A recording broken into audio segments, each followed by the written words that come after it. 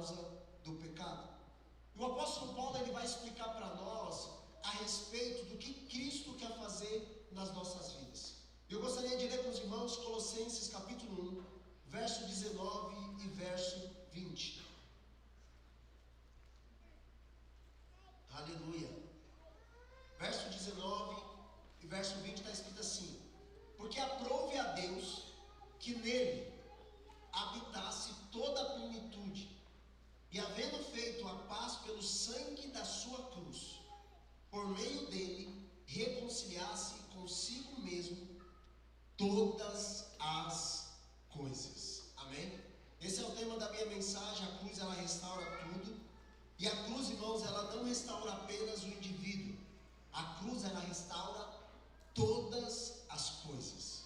Amém? A cruz restaura tudo. Fale comigo assim: a cruz restaura tudo. A cruz ela restaura tudo. Paulo vai exemplificar para a gente, dizendo que por meio da cruz, Deus agora, em Jesus, está reconciliando consigo mesmo todas as coisas. Deus não está reconciliando apenas algumas coisas. Eu acho que muitas vezes nós aprendemos, infelizmente, a religiosidade acaba trazendo isso para nós, que Deus está preocupado apenas com algumas áreas de nossas vidas. Não, Deus não está pensando apenas em você ir para o céu. Isso é a coisa, talvez, é a mais importante. Mas se fosse só isso, no dia que você aceitou Jesus, você poderia morrer e ir para o céu. Deus está restaurando tudo. Desde da nossa espiritualidade, novo nascimento, quanto da nossa vida familiar. A vontade de Deus nunca foi que a gente viesse a nos perder no meio do caminho. A cruz restaura tudo. E eu creio que o poder da cruz é o poder de restauração. Eu quero acreditar e creio muito nisso, mas eu quero que você acredite que hoje pode ser uma noite de restauração para a sua vida. Uma restauração completa. Então diga comigo mais uma vez assim: hoje tudo muda. Você tem que crer nisso. Porque se você crer no que eu vou pregar hoje, a sua vida pode ser plenamente mudada. A cruz ela restaura tudo que está quebrado. Jesus restaura todas as coisas. Ele restaura a nossa vida emocional, Ele restaura a nossa vida espiritual, Ele restaura a nossa família, Ele restaura as nossas finanças, Ele restaura tudo. Porque Cristo, quando vem, Ele não vem fazer as coisas pela metade. Aquele que começou a boa obra em vós, Ele é fiel e justo para terminar, porque Ele é fiel e justo para ir até o fim. Cristo restaura tudo. A nossa vida precisa ser restaurada pela cruz. Você crê nisso? Eu creio muito que muito se fala sobre Deus fazendo tudo novo, e a gente pensa que quando Deus está fazendo tudo novo, Ele está fazendo apenas algumas coisas novas na vida de algumas pessoas. Você já lidou com situações que você ouve pessoas testemunhando, mas você nunca testemunhou? As pessoas vêm aqui e falam: Deus restaurou minha vida, restaurou meu casamento. Aí você olha para dentro de você e fala: cara, por que isso não acontece comigo? As pessoas vêm aqui e falam: não, Deus mudou minha vida, eu era perdido, larguei as drogas, a prostituição, a bebedice, larguei o homossexualismo, larguei a prostituição, larguei a mentira. Aí você olha para você e você fala: cara, por que isso não acontece comigo? Existe uma coisa, irmãos, que o problema não é a palavra de Deus, porque a palavra de Deus no ambiente está sendo pregada para todos. O problema muitas vezes é como a gente recebe a palavra, ou como a gente crê naquilo que está sendo anunciado. Deus já liberou palavras de ministério para tanta gente, mas por que uns despontam no ministério e outros não? Porque a maneira que você recebe a palavra é o que vai determinar o que você vai viver. A palavra é como uma semente. Se você não deixa ela ser enterrada em você, germinada em você, regada em você, não haverá frutificação, se você não permitir. Agora, uma vez que você permite que a palavra ela entre no seu coração, como diz Mateus capítulo 13, e ela acaba germinando no seu coração, ela vai frutificar. Vocês estão aqui comigo? Eu creio que o Senhor Jesus, por meio da sua cruz, Ele quer restaurar todas as coisas. Cristo quer restaurar todas as coisas. Quer restaurar nossas famílias. Jesus quer restaurar casamentos. Quer restaurar um homem na sua posição que ele caiu. Um homem, quando cai, ele acaba levando muita gente consigo. Deus quer restaurar você, meu irmão, na posição que você deveria estar há muito tempo. Deus quer restaurar você, minha irmã, na posição que você, irmã, já deveria estar há muito tempo. Na posição que Cristo tem para você. Porque uma vez que você se posiciona naquilo que Cristo tem para você, todas as coisas à sua volta entram em órbita, ou seja, é organizado. E eu creio que a cruz é um instrumento de Deus para isso. Hoje, começamos uma semana, a gente começa uma semana que é pré-Páscoa, que são 7 dias até chegar a Páscoa, que é domingo que vem. Então, há um calendário a respeito dessa semana. E eu creio que o anúncio da cruz que Jesus faz na sua última semana, quando ele reúne os discípulos e fala assim, é necessário que o Filho do Homem suba a Jerusalém para ser entregue. Esse Filho do Homem, está falando dele mesmo, ele vai ser morto, mas não se preocupe, que ao terceiro dia ele vai ressuscitar. Essa semana é uma semana, posso dizer, importante, profética, para a gente refletir sobre a cruz da nossa vida, a refletir o caminho da cruz, os dias de Jesus, até a sua ressurreição. E a cruz, irmãos, ela revela algumas coisas. Primeiro, a cruz ela revela o amor de Deus. Deus amou tanto o mundo que entregou o seu Filho, para que todo aquele que nele crê não pereça, mas tenha a vida eterna. A cruz revela o quanto Deus nos ama, ao ponto de entregar o seu único Filho para morrer no seu e no meu lugar. Se você tem crises de amor, de ser amado, eu quero declarar sobre você, para que você levante seus olhos e olhe para a cruz, você vai ver o amor de Deus revelado. Se você está em crise, ninguém te ama, você não é amado por ninguém, não se preocupa, alguém te amou na eternidade e entregou o seu Filho para morrer por você. O fato é que isso é tão verdadeiro que a cruz revela o amor de Deus. O próprio Jesus disse isso. Em João capítulo 15, verso 13, ele diz assim, ninguém tem maior amor do que este, de dar a alguém a sua vida pelos seus amigos. O Senhor Jesus estava dizendo aos seus discípulos, gente, o maior amor, ninguém tem maior amor do que esse, a não ser aquele que dá a vida pelos seus amigos. Dar a vida é a cruz. Quando Jesus está na cruz, ele está dando a vida pelos seus amigos, e ali na cruz, ele está revelando e expressando o quanto amava os seus. Um dia eu falei aqui, Jesus ele não tinha o hábito de dizer assim para as pessoas, eu te amo. Jesus não tinha esse hábito de olhar para as pessoas e dizer assim, eu te amo. Nós temos apenas em João capítulo 13, verso 1, dizendo que ele amou os seus e amou até o fim. Isso é a narrativa de João. Mas não saiu nenhuma palavra da boca de Jesus assim, eu amo você. Não saiu. E aqui a gente precisa aprender uma coisa, por quê? Porque Jesus não disse, não significa que ele não amava. Jesus não falou que amava, mas demonstrou amor. Vou falar de novo. Jesus não falava que amava as pessoas, ele demonstrava que amava. Eu creio que nós precisamos entrar exatamente aqui. Não apenas dizer que amamos a Deus, mas demonstrar que o amamos. Não apenas dizer que você ama a sua esposa, mas demonstrar amor pela sua esposa. Amém, irmão? Você não precisa talvez falar todo o tempo que ama o seu marido, mas demonstrar que você o ama. Porque tem pessoas que falam que ama, mas não. Me ajuda a pregar, mas não ama. Tem pessoas que falam, não, eu te amo, mas elas não demonstram amor. Jesus em nenhum momento declarou que amava, mas a vida dele demonstrava que amava. Deus está falando com alguém para mudar a forma de viver. Muitos talvez, casamentos, ouviram por muito tempo, eu te amo, meu amor, mas na expressão era contrária. Então hoje pode ser o dia da sua mudança e falar, cara, eu não quero apenas falar que amo, eu quero demonstrar o quanto eu amo. Ei, irmã, você precisa demonstrar o quanto você ama, não apenas falar o quanto você ama. Quem está aqui comigo? Vocês estão entendendo?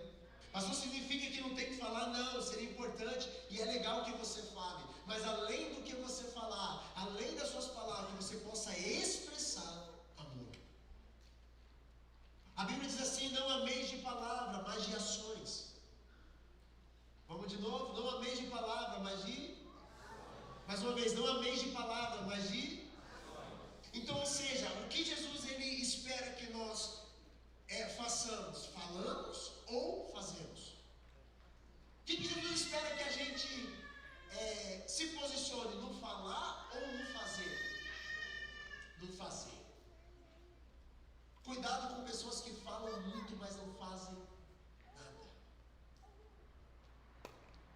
Cuidado com homens que manipulam e falam bonito para pegar o seu coração, mas ele não dá a vida por você. A Bíblia diz em Efésios capítulo 5 que um homem, um marido, ele dá a vida pela sua esposa. Ele não fala que ama, ele entrega a sua vida em amor. A mulher, ela não fica falando eu te amo, ela se submete à missão. Cuidado com quem fala e não faz. Cuidado com quem fala e não expressa. Deus não nos chama para a gente amar de palavras, mas amar de ação, amar com ações, amar em obras. E a cruz revela exatamente isso. Deus nos amou tanto que Ele fez. Deus não apenas falou, Ele fez. Famílias saudáveis, que é o tema da nossa série, elas são construídas em 3 pilares importantes de amor. O primeiro pilar, eu posso dizer que é o amor sacrificial. Esse é o primeiro pilar do amor. Na cruz, Jesus se entregou. E as famílias saudáveis precisam aprender isso.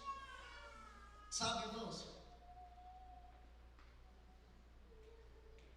Famílias saudáveis precisam aprender a dizer assim: eu prefiro perder, mas eu vou perseverar. Eu prefiro perder, mas eu vou perseverar no relacionamento, porque eu vou me sacrificar por isso. Quando não há sacrifício, não há amor. Esqueça esse negócio, por favor, eu não consigo ser pregador motivacional.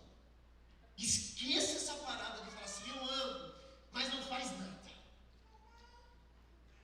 As irmãs solteiras aqui, se o cara é bom de papo, mas se você não vê ação na vida dele, que vai te tocar e vai de fato amar você até o fim, não case. Ele só está te usando. Ele só quer seu corpo. Aos homens aqui, que as mulheres falam que é voz fina, pensando nos seus pila, quer te dar um golpe, fuja, bicho velho. Esses 10 reais você tem na conta que ela quer.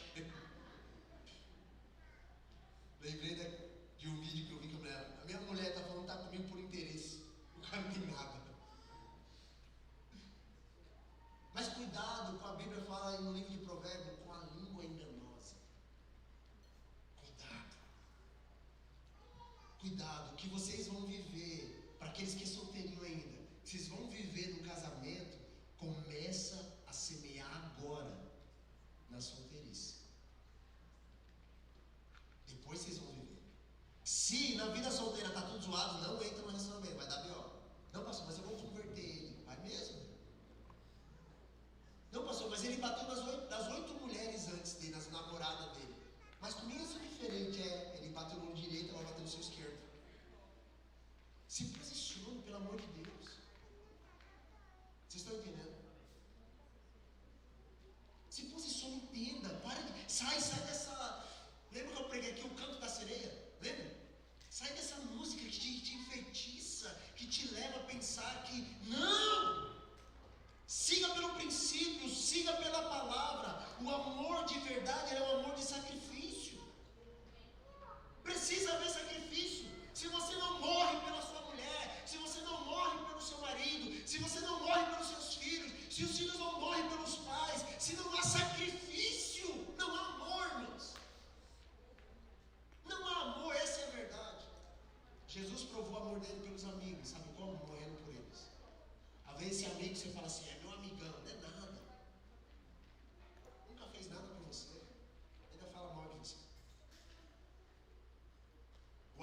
verdadeiro tem sacrifício. Diga comigo assim: o amor é sacrificial.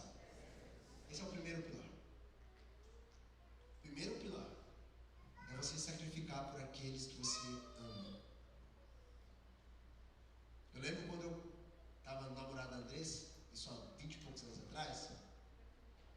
A Andressa morava num bairro bem bonitinho, eu morava lá na Coab, na favela, na comunidade. E naquela época a gente era tão pobre, mas tão pobre. Sabe que, tão pobre, que não tinha dinheiro para pegar um ônibus para ir na casa da Andressa. E eram alguns quilômetros. Mas eu amava essa bicha velha, amo demais.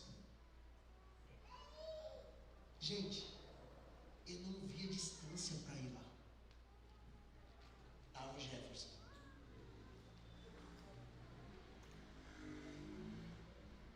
5, 6 quilômetros, debaixo de chuva, de sol, saía na madrugada, não importava. Por quê? Porque é amor. Você vem me ver? Vou. Lógico que eu vou. Mas está chovendo, não se preocupe, eu coloco uma capa de chuva. Não era capa não, era saco de lixo. Fazia os furos aqui, ó. Só para ir vê-la. É verdade, irmãos. Aí os anos vão passando e ele fala: já conquistei agora. Não, agora tem que ser mais intenso. Agora você não precisa andar mais quilômetros a pé, vocês estão juntos, mas demonstrar amor em casa. Homens que não demonstram amor na sua casa, não adianta bancar o herói aí fora. Sucesso nenhum na vida vai validar o fracasso do seu casamento. Eu já ouvi homens dizer assim: pastor, se eu separar eu vou prosperar. Tu vai quebrar. Você pensa que se você separar você vai prosperar, você vai quebrar. Estatisticamente, homens, eles prosperam mais. Isso aqui é estatística. Prosperam mais no relacionamento, porque ele tem uma parceira. Ele sai de casa e não com sangue nos olhos. Ele não mata o leão, ele mata 5 no dia. Porque tem uma mulher que ama ele. Quando a mulher fala assim: meu amor, eu te amo, vai. Ele acorda e morre. Ele não está nem aí. Quando ele sabe que vai voltar para casa e tem uma mulher que o ama, ele vai falar: mano, veja a hora de ir para casa. Agora, quando os homens têm uma bicha velha em casa, desgramada, ele fala: eu vou inventar 8 reuniões depois do horário, porque ele quer chegar em casa só para tomar banho e dormir. Diga comigo assim: a cruz restaura tudo. Amém? A cruz restaura casamento, restaura relacionamento, restaura tudo. Quando a mulher é rixosa, ela é briguenta, que homem aguenta ficar com a mulher assim? Ele quer paz, irmão. Ele quer paz. E às vezes o seu posicionamento não é expressão de amor. Pastor, mas eu sou assim. Não chama de jeito aquilo que Deus chama de pecado. Tem pessoas que falam assim: mas é meu jeito, pastor. Não, o seu jeito é pecado, tem que se arrepender para mudar o ambiente da sua casa, porque a queda acabou afetando o relacionamento familiar. A gente precisa voltar ao princípio da palavra de Deus. Vocês estão aqui, gente, comigo? Precisa haver sacrifício, precisa ser amor demonstrado.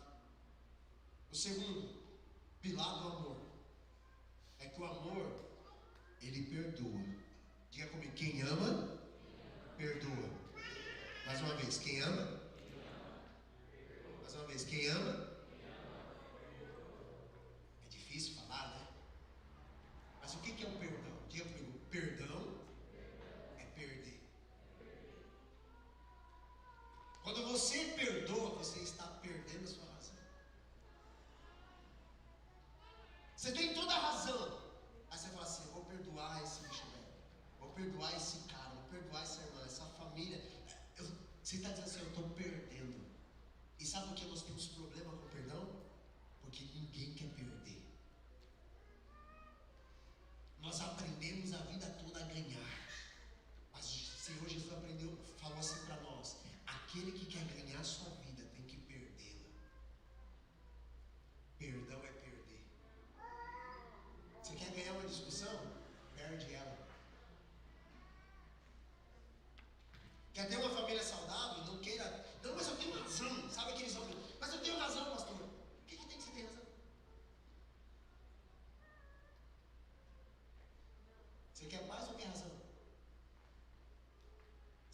saudável ou você quer... Parece um pitbull, mano. O que você quer? Decida. Hoje pode mudar tudo. Perdão é perder. E na cruz, Jesus, Ele nos perdoa. Quando Ele está na cruz, Jesus olha para aquelas pessoas que estão ali e fala: Pai, perdoa-os. Eles não sabem o que fazem. Deus tinha toda a autonomia de fulminar todos aqueles irmãos, aquelas pessoas, porque estava matando o seu filho, e o inocente ainda. Sabe qual foi a oração de Jesus? Segura aí, Senhor. Papai, perdoa eles. Diga comigo: perdão é perder. Você está disposto a perder para ter um relacionamento saudável? Você quer provar o seu ponto de vista?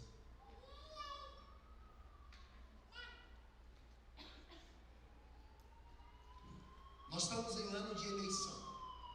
A gente já viveu isso. Eu vou falar o que vai acontecer. Você é profeta aqui agora. Infelizmente, no ano de eleição, nós temos um espírito diabólico que é liberado e afeta as casas. Eu já vi casais brigando por partidos políticos. Eu falo: hã? Por esses aí que estão te roubando? Que na madrugada faz acordos? E o casal boca aberta, meu Deus, eles brigam, perdem a família, a paz em casa, pro lado A, pro lado B, pela direita, pela esquerda. Você não entendeu ainda. Homem e mulher brigando dentro de casa. Meu marido pensa assim: meu Deus, o que tem seu marido? Ama ele ponto final. Aí fica brigando por coisas que não faz sentido. Deixa eu falar uma coisa para você. Nesse ano de eleição, zele pela sua família, não pelo seu partido. Zele pela sua casa, não pelas suas ideologias. Vocês estão aqui? Zele pelaquilo que vai te levar, que vai ecoar para a eternidade, aquilo que vai passar todos os seus dias com você. Deus está falando com alguém. Deus está falando com alguém. Zele pela sua família. Amém, irmãos? Zele pela sua casa. Zele por aquilo que de fato é importante. Homens e mulheres precisam se posicionar, famílias. Deus tem algo para liberar sobre as casas. E a cruz vai ser um meio para isso. Restauração de todas as coisas. E o terceiro lugar desse pilar de amor. O terceiro pilar é que o amor ele permanece. O primeiro pilar é o pilar sacrificial. O amor ele é sacrificial. O segundo pilar, o amor perdoa. E o terceiro pilar é o que o amor permanece. Na cruz, Jesus, mesmo sofrendo, Jesus permaneceu fiel. Quem pensa que o amor não sofre, não entendeu a Bíblia. A Bíblia diz assim, em 1 Coríntios capítulo 13, o amor tudo sofre. Quem pensa que amar não é sofrer, não entendeu. Amar é sofrer. Pastor, eu casei porque eu não quero sofrer. Você vai sofrer.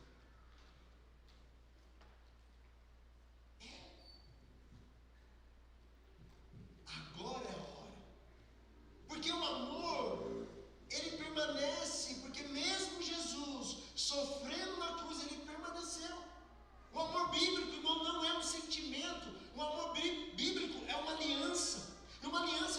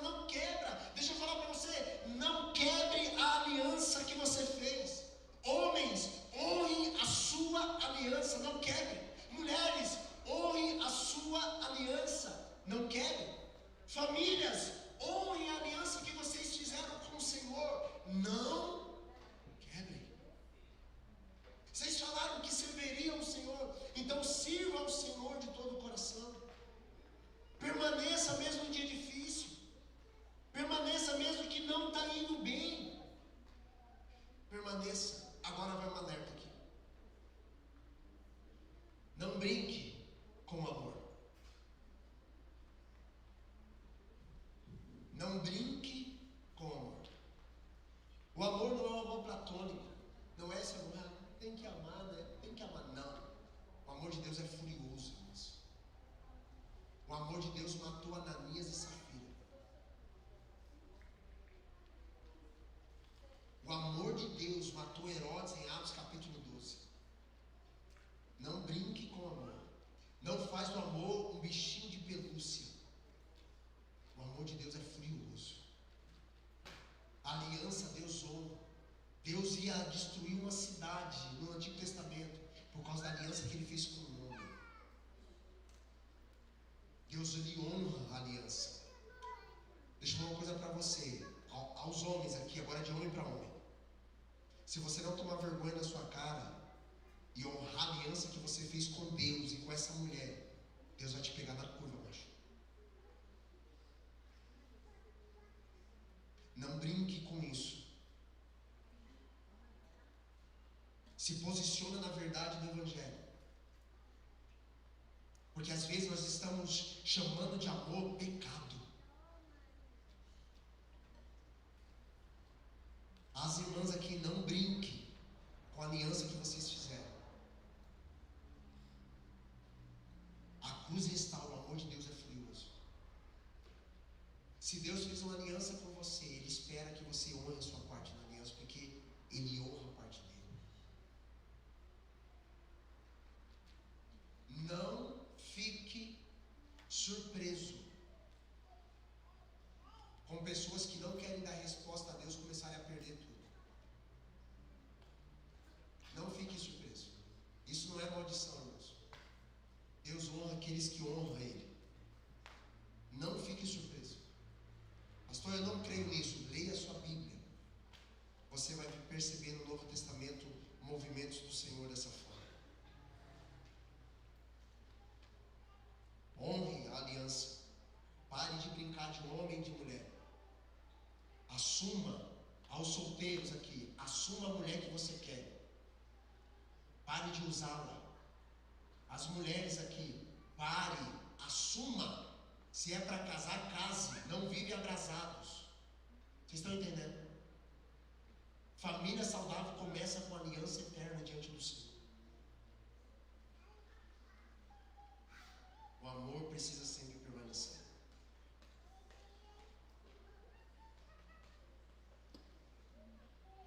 Deus tem algo para fazer nas nossas casas. E quando falamos de famílias saudáveis, nós não estamos falando de famílias perfeitas. Família tem problema, e muito. Eu tenho vários problemas, mas muito. Problemas não é um empecilho para viver família. Pecado é. Problema não é um empecilho. Problema a gente passa. Um dia eu falei, vocês já ouviram falar aqui. Ninguém pode parar um homem ou uma mulher alinhado com Deus. Só Deus pode parar. Todos os meus momentos difíceis na vida, que eu reprovei, foi porque eu estava ruim com a minha esposa. Todos os momentos difíceis que eu passei, eu e a minha esposa bem, ninguém para a gente. Não tem diabo que para um homem ou uma mulher alinhado com Deus, irmãos. Não tem diabo que para uma família alinhada com o Senhor. Não tem. Porque se Deus zela por isso que Ele estabeleceu desde o jardim, Ele mesmo respalda isso. Problemas a gente passa, vocês também passam. Só que nós precisamos, a partir desses problemas, verificar como está o fundamento da nossa casa, para a gente ter capacidade de passar por qualquer um deles. Sabe? Na cruz, a cruz restaura tudo, ao ponto que na cruz Jesus não deixou sua família de lado. Em João capítulo 19, verso 26 e 27, nós temos a frase, eu vou resumir o verso para vocês. Enquanto Jesus morria, Jesus ele proporcionou lá na cruz, se preocupando com sua mãe cuidado. A Bíblia diz que Jesus aponta para Maria e diz assim: mulher, eis aí o teu filho, apontando para João. E ele aponta para João e diz: eis aí a tua mãe. Sabe o que mostra aqui? Isso mostra algo profundo que na cruz Jesus está fazendo. Mesmo salvando, irmãos, o mundo inteiro, Jesus nunca ignorou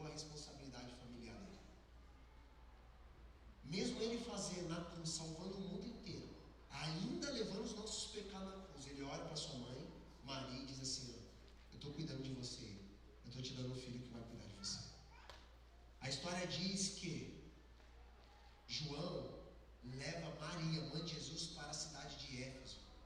Enquanto João é pastor na cidade de Éfeso, Maria está lá com ele. Um homem que estava cuidando de Maria, porque ela não tinha mais marido, José já havia morrido.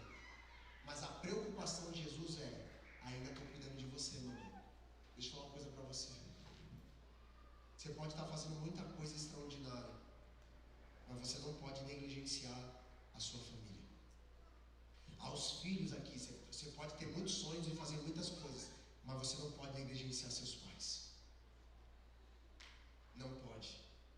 Aos irmãos aqui, você pode ter muito sucesso, mas você não pode negligenciar a sua responsabilidade com o seu irmão. E nós aprendemos isso com Jesus. Jesus está salvando o mundo inteiro, mas ainda ele se preocupa com a mãe dele, com a família dele. Eu creio nisso, eu creio que o Senhor está trazendo clareza sobre nós, sobre as nossas responsabilidades. Amém, irmãos? Cuidar da casa também é cuidar do reino de Deus. Cuidar da nossa família também é cuidar das coisas extraordinárias. O mundo está dizendo que não é assim. O mundo está empoderando as mulheres a se separarem e falar: não, eu vou cuidar da minha família sozinhas. O mundo diz isso. A vontade de Deus nunca foi essa. Agora sim, é fato que infelizmente, enquanto nós vivemos, nós passamos por dores.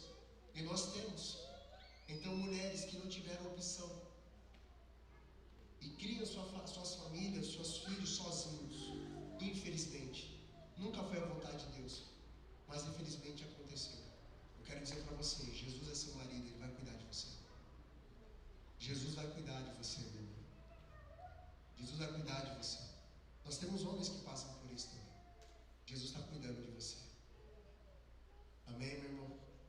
Cuida da sua casa, cuida dos seus filhos, cuida do seu jardim, para que não venha espinhos e abrolhos lá.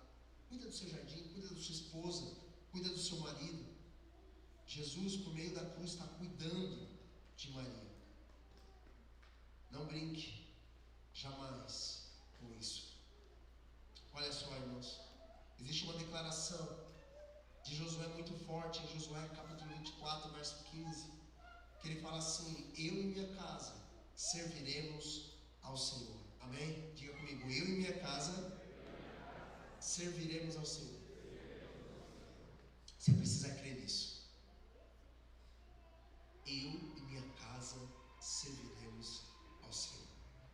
Josué, ele não está apenas declarando que a casa dele vai servir ao Senhor. Eu acredito fielmente que nós precisamos exatamente entrar nesse lugar, Paulo, que Josué entrou.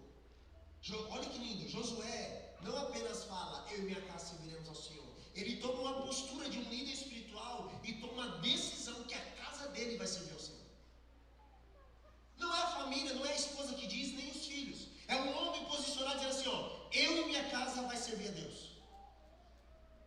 Amém? Eu creio que nós precisamos ter esse espírito de Josué. Diz assim: não importa o que aconteça, eu e a minha casa serviremos ao Senhor. Pastor, mas a minha família está destruída. Não importa, eu e minha casa serviremos ao Senhor. Meu casamento está quase acabando. Não importa, eu e minha casa serviremos ao Senhor. Alguém tem que posicionar, porque se não houver posicionamento, vamos servir a Deus. Quando? Alguém tem que ter esse espírito e dizer assim: não importa, nós vamos servir ao Senhor. Porque se você ler o contexto de Josué, todo mundo está desviando, Josué se levanta. É Josué que se posiciona e diz assim: nós vamos servir. Não importa, eu vou servir. Ó, meus filhos, esposa, eu não sei o que vocês estão pensando, mas aqui em casa nós vamos servir a Deus. Nós vamos servir a Deus. Vocês foram gerados para a glória de Deus. Nosso casamento foi feito para a glória de Deus. Não importa o que dizem, nós vamos passar por tudo, mas nós vamos servir ao Senhor. Irmão, nós precisamos desse posicionamento. Aí você: mano, vamos comigo, por favor, me ajude aqui. Nós precisamos disso.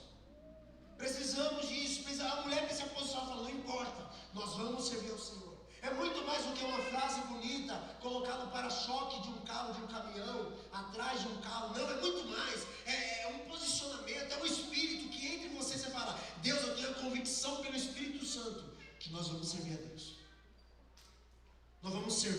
ao Senhor de todo o nosso coração. Esse é o posicionamento de um líder espiritual. Ele diz: eu vou servir a Deus. Ele vai declarar: eu vou servir ao Senhor. A mulher vai declarar: eu vou servir ao Senhor. A minha família vai servir ao Senhor. A mãe vai declarar sobre o filho. Não importa, seu filho pode estar lá na drogadição hoje. Você vai olhar para ele e falar: filho, você é um servo de Deus. Você vai continuar servindo o Senhor. Você foi gerado para a glória de Deus. É esse o posicionamento nosso. Ou nós estamos abrindo mão tão rápido das coisas? Ah, pecou, né? Vai embora. Ele quis ir embora. Você nem lutou. A mulher quis ir embora. Você nem lutou. Aonde chegamos que a nossa geração não tem o fulgor de luta, de guerra?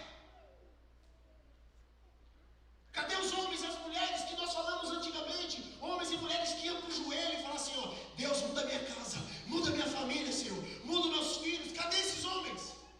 Na primeira luta eles estão abrindo mão.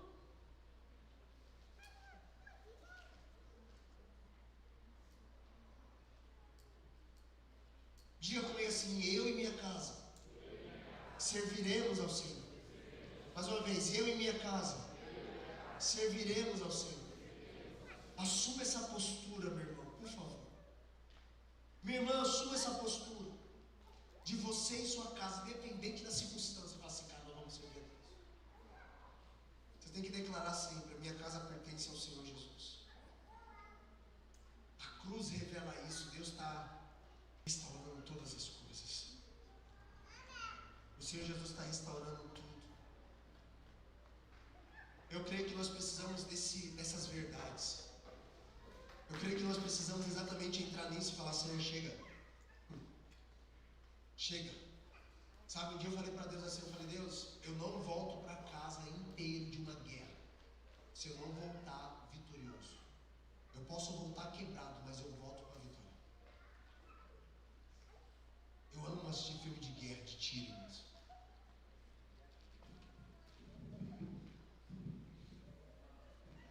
Mano, os caras não estão nem aí.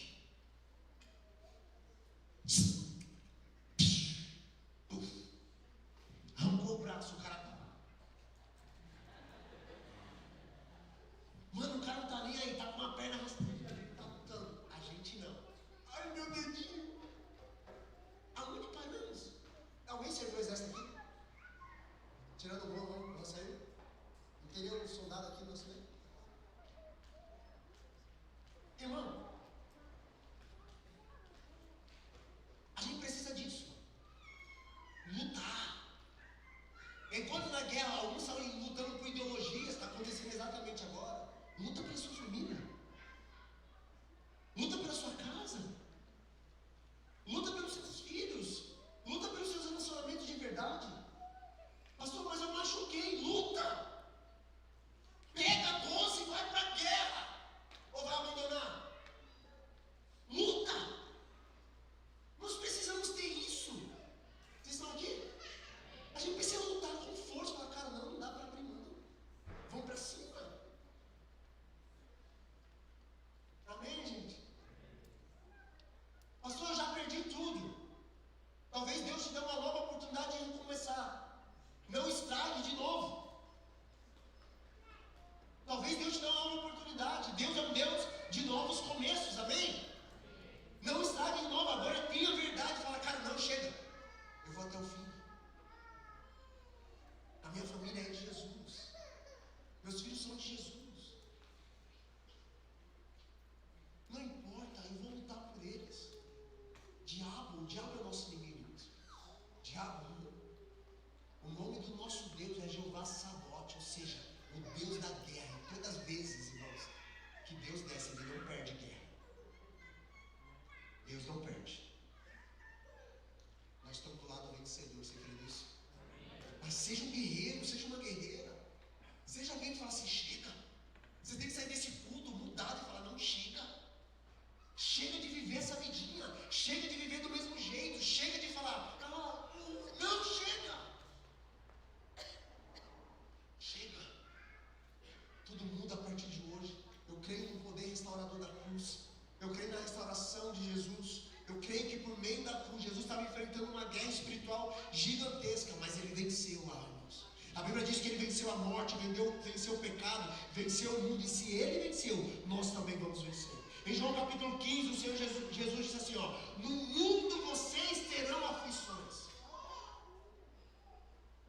Jesus nunca falou que seria fácil, ele falou: no mundo vocês terão aflições. Mas ele disse assim, ó: tem de bom ânimo, eu venci o mundo. Sabe o que Jesus está nos ensinando? Vocês vão passar por treta, mas irmão, não esmoreça. Não esmoreça. Tem de bom ânimo. Vai para cima, porque se Jesus venceu, você também vai vencer. Amém? Você crê nisso? Então nós precisamos declarar e viver como Josué declarou. Josué era um grande líder. E ele fala: nós vamos servir a Deus. Hoje é dia, irmãos, para a gente colocar Cristo de novo como centro da nossa casa. Uma família sem Cristo, ela está perdida, ela está sem rumo. Se você quiser viver família sem Deus, você está perdido. Mesmo que pareça, está tudo bem. Deus quer restaurar os nossos relacionamentos. Sabe, irmão, talvez você precisa hoje liberar perdão para alguém para haver restauração. Talvez você, mulher, precisa liberar perdão, filho precisa liberar perdão, pai precisa liberar perdão, esposa precisa liberar perdão. Talvez hoje seja o dia de você perder. Aprender a perder para ganhar. Nós precisamos voltar, presta atenção nisso, consagrar novamente a nossa família ao Senhor. Nós estamos começando uma semana de Páscoa, irmãos. E a gente vai começar da seguinte forma: minha casa pertence a Jesus. Minha família pertence ao Senhor Jesus.